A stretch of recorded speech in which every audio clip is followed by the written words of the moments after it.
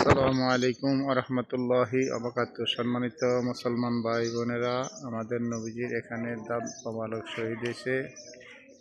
এই যে দেখেন গর্তরা ভিতরে যাচ্ছে, নবীজি এখানে বসছিল, বসার পরে অটোমেটিক পাহাড় নবীকে মাথা রাখার জন্য, মাথা মোবারক রাখার জন্য আপনার ভিতর দিকে ঢুকে এখানে সুগ্রাণ এখনো আসে।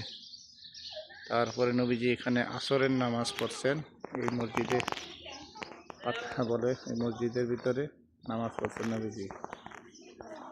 এটা হলো মসজিদ ফাতিহা বলা হয়। এখানে আসরের নামাজ পড়ার পরে আল্লাহ তাআলা জিবরাইলের মাধ্যমে অভিযোগ আসছে নবীজির কাছে যে আল্লাহ রাসূল সাল্লাল্লাহু আলাইহি সাল্লামকে পাহাড়ের উপর দিকে নিয়ে যাও। এই হলো সেই পাহাড়। অটোমেটিক প্রথম যে 1 নম্বর পাহাড় দেখছেন, এদিকে ঢুকে যেয়ে পিছন দিকে ঘুরে বড় পাহাড়ের দিকে নবীজি সাহাবীদেরকে নিয়ে লুকিয়েছিলেন সেখানে। এখন বর্তমান সরকারে এটারে দেখেন সিমেন্ট দিয়া পুরে দিয়েছে। তো আল্লাহ তাআলার অশেষ মেহেরবান, এই জাবালে উহুদ পাহাড়ে আমাদের নবীজি দান্দাল মোবারক শহীদ। এখানে আমরা আসার চেষ্টা করব।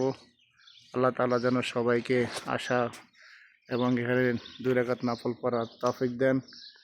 এই নিয়ে ইনশাআল্লাহ এটা হলো আপনার যেখানে জাবালে উহুদ পাহাড়, যেই পাহাড়ে শহীদ ছিল, ওই পাহাড় থেকে 500 মিটার সামনে আইসা একটা রাস্তা ভিতর দিকে আসছে এই পাহাড়ের দিকে।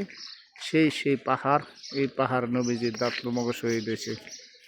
আর যেখানে যুদ্ধ হয়েছে এটা জাবালে রুমান, আর এখানে আসলে আছে জাবালে উহুদ। নবীজির দান্দার মোবারক শহীদ হয়েছে, সেই পাহাড়ের নাম হলো জাবালে উহুদ পাহাড়। আসসালামু আলাইকুম ওয়া রাহমাতুল্লাহি ওয়া বারাকাতুহু। যারা মদিনাতে আসবেন ইনশাআল্লাহ আমার সাথে যোগাযোগ করবেন, আমি ইনশাআল্লাহ দেখানোর চেষ্টা করব।